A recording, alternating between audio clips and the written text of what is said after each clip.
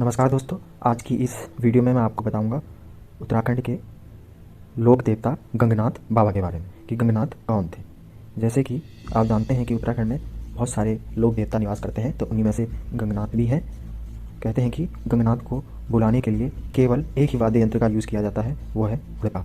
तो गंगनाथ के बारे में हम आपको इस कहानी में बताएंगे, तो वीडियो के लास्ट तक बने रहिए। तो दोस्तों, गंगनाथ बाबा के बारे में कुछ इस तरह कहा जाता है कि गंगनाथ बाबा काली नदी के पार डौंडीगढ़ नेपाल के रहने वाले थे और कांकुरी की राजा थे। कांकुरी उनकी राजधानी थी और राजा भवेन चंद के वह पुत्र थे। उनकी माता का नाम प्योली रानी था। बचपन से तो वह सरल स्वभाव के थे तथा उनका राजपाट, यश, धन और वैभव में उनकी कोई भी रुचि नहीं थी। एक बार गंगनाथ अपने सेवकों और राज कर्मचारियों के साथ गए थे उत्तरायणी का मेला देखने बागनाथ में, बागेश्वर। लेकिन उनकी उस मेले में मुलाकात होती है किसानंद जोशी की पुत्री भाना से होती है। वो भाना को देखते ही उसके प्रेम में मंत्रमुग्ध हो जाते हैं और उन दोनों को आपस में प्रेम हो जाता है।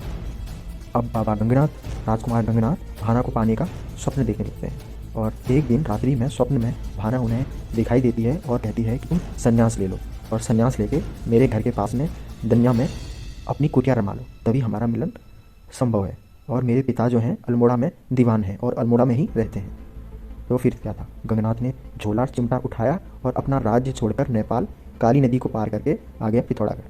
पिथौरागढ़ से उन्होंने अपनी शिक्षा दीक्षा लेने के लिए वो चले गए हरिद्वार।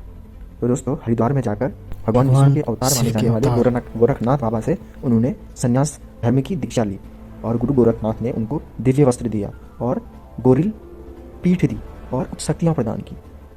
तो संन्यास धर्म की दीक्षा शिक्षा लेकर अब राजकुमार गोरखनाथ, जो बाबा गोरखनाथ बन गए थे, वो आ गए दन्या में और दन्या में आकर उन्होंने अपनी कुटिया का निर्माण कर लिया और वहीं पर धुनी रमाकर रहने लगे।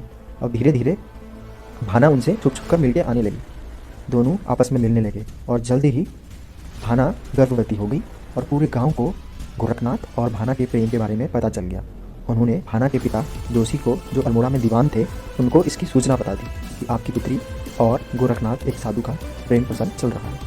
जैसे ही उनको पता चला, वो अपने गांव में आए और अब गोरखनाथ और अपनी पुत्री और उसके पुत्र को मारने की योजना बनाने लगे। लेकिन उन्हें पता था कि गोरखनाथ के पास शक्तियाँ हैं, जब तक ये दिव्य वस्त्र उसके शरीर पर रहेगा कोई उसको नहीं मार सकता। तो एक दिन होली के दिन उन्होंने गोरखनाथ को बिना इस दिव्य वस्त्र के देख लिया और उन्होंने धोखे से पीछे से तलवार से गोरखनाथ की गर्दन काट दी और अपनी पुत्री भाना को और उसके गर्भ में पल रहे पुत्र को मारने लगे। तो मरते मरते भाना ने उन्हें श्राप दिया कि ये पूरा पर्वत अंचल सूख जाएगा, यहाँ की हरियाली नष्ट हो जाएगी और सभी का विनाश हो जाएगा। इस श्राप से डरकर बाद में वहाँ पर इन लोगों की स्थापना की गई और इनको गंगनाथ के रूप में पूजे जाने लगे। बाद में ये कुल देवता के रूप में पूरे कुमाऊँ में विख्यात हो गए। तो दोस्तों, अगर आपको ये जानकारी गंगनाथ जी के बारे में अच्छी लगी तो इस वीडियो को अधिक से अधिक लोगों के साथ शेयर कीजिए, जिससे कि आपको और सभी को उत्तराखंड के कुल देवता